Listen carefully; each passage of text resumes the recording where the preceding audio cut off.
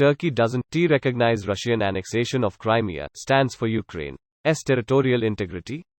Here's a summary of the article. Turkey does not recognize the temporary occupation of the Crimean Peninsula by Russia, while supporting the sovereignty and territorial integrity of Ukraine.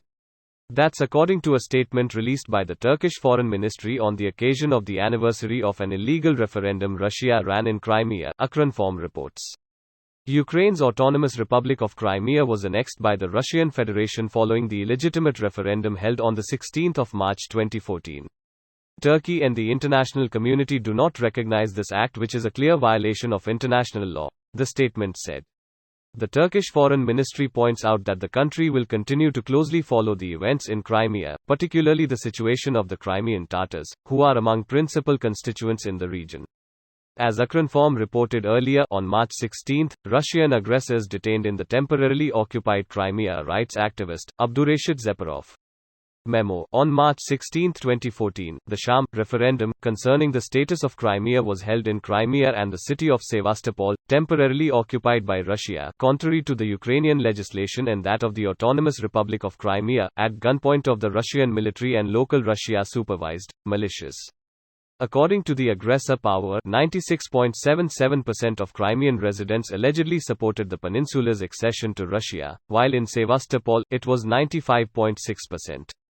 2 days later, on March 18, 2014, the Kremlin signed the so-called agreement on the accession of the Republic of Crimea into the Russian Federation. Most UN member states and other international organizations have declared the rigged Crimean referendum staged by the occupiers illegitimate. This post received a score of 66,000, with an upvote ratio of 94%. Here are the top comments in response to this article. Turkey and Russia have never really been allies historically.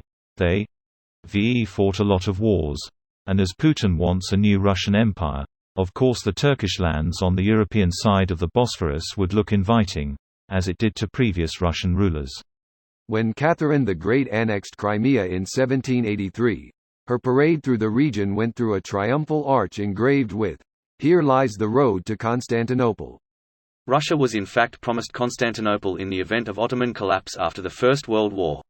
Really? I thought that was Greece. Greece wanted it and eventually tried to take it by force, but was never part of the plan. They never recovered from that defeat up until today. It created a hero for Turkish people and bumped their pride as never been colonized by the West. They never got Ethiopia. They never got Thailand. The sun is a deadly laser. We can make a religion out of this.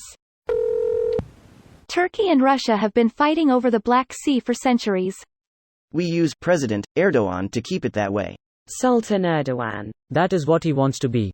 Sadly for him, sultans and czars are so last century. They were so 2 centuries ago. Last century they all died, were kicked out, or lost their power.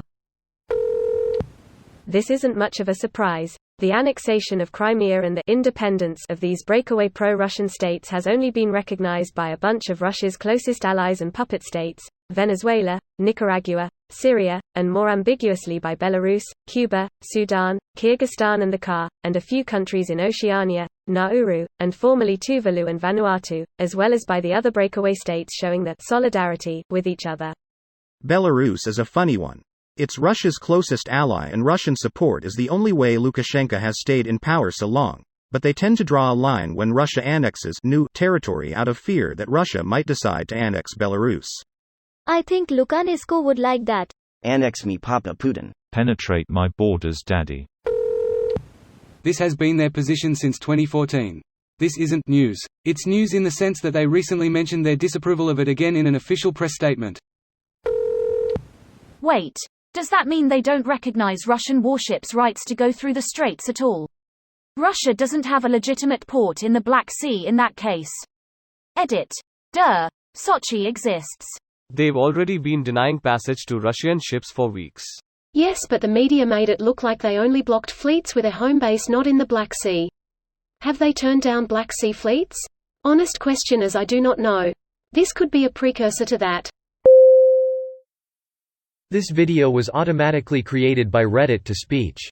The article and comments in this video were selected from Reddit according to their upvotes, and any paraphrasing was performed by smmry.com, without any human intervention.